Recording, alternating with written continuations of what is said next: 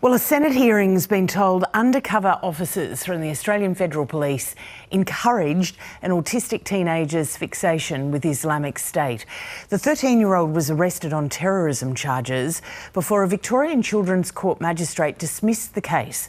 Under questioning yesterday, the AFP Deputy Commissioner Ian McCartney defended how the case was handled. The person was on the path to radicalisation long before we became involved, long before Victoria Police came involved. It was the AFP who recommended he become a sniper and a suicide bomber. Senator. It was the AFP who put that in his mind. A 13-year-old boy with autism with an IQ of 71. Is anyone held to account for this? This obscene abuse of power and authority. Well, the Greens Senator there, David Shoebridge, joins us now. Senator, good morning. Welcome to News Breakfast. Yeah, morning, Leslie. A lot of viewers and listeners would have heard this coverage on the ABC and The Guardian on the weekend about this story. But for those who might have missed it, can you just give us a quick recap of how this child became known to police in the first place?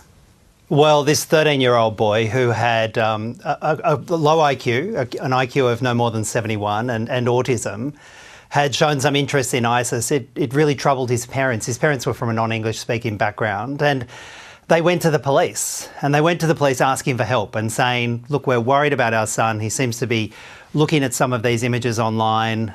We're concerned about some of the things he's saying. Can you help us? And initially, the police set up a counter-violent extremism, a CVE course, which is meant to be steering particularly young people away from any moves towards extremism.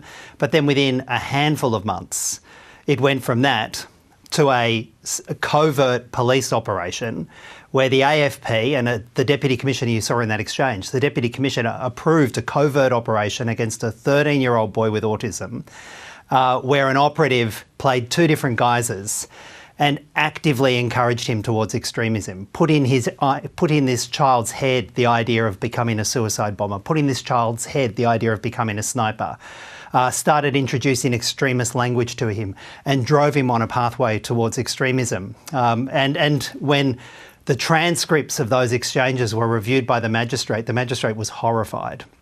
And very unusually, ordered a permanent stay on the proceedings and was deeply critical of the AFP's conduct. Yeah, Ian McCartney yesterday was saying things like it was not our intent or purpose for that to happen.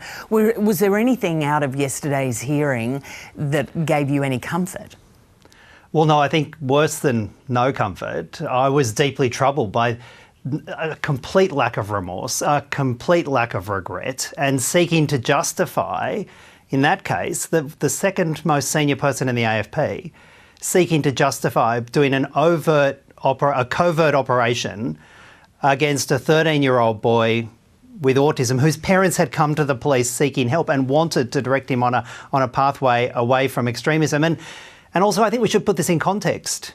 They charged this boy with a series of charges, and the AFP only charged less than 400 people a year. With their thousands and thousands of police and additional resources, they only charge less than 400 people a year, and they sought to justify that in the estimates hearing by saying they only go after high-value targets. And when I said to them, how could you identify a 13-year-old boy with autism whose parents were looking for help as a high-value target, we just got this sort of wall of indifference. Senator, the AFP put out a statement saying that they are going to appear at Senate estimates next week, where further information is going to be provided about this complex or the complex terrorism environment.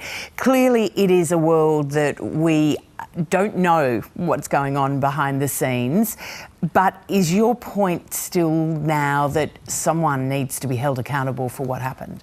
Well, absolutely. We had an AFP officer, instead of taking a child away from extremism, the magistrate found that what the AFP did was utterly destructive of the efforts of countering violent extremism, utterly destructive of the efforts that the family and a counsellor were making to take the child away from extremism. We had the AFP driving a child towards extremism. And we had the second most senior member of the AFP signing off on a covert warrant against a 13-year-old boy with autism and a low IQ when his parents had come to them for help. This is the kind of action that drives a wedge between communities and the police. It does everything wrong. And I found it extraordinary that at best we're getting a series of internal reviews. Police investigating police here will not hold anyone to account. Just very quickly before you go, Senator, can you tell us how the boy is doing now? Well, I've only spoken at one remove I haven't spoken directly to the family. I've heard through the lawyers, indirectly through the lawyers, that obviously, you know, it's deeply upsetting and troubling, as any family would be upset and troubled by this. I haven't spoken directly to the family, but I can only imagine what a family feels like. You put your trust in the system, you put your trust in police, you reach out looking for help, and instead your child is driven down a pathway of extremism, brought before the courts, charged, and the whole life is turned upside down. It's actually one of the most obscene abuses of power that I have seen in my time in Parliament.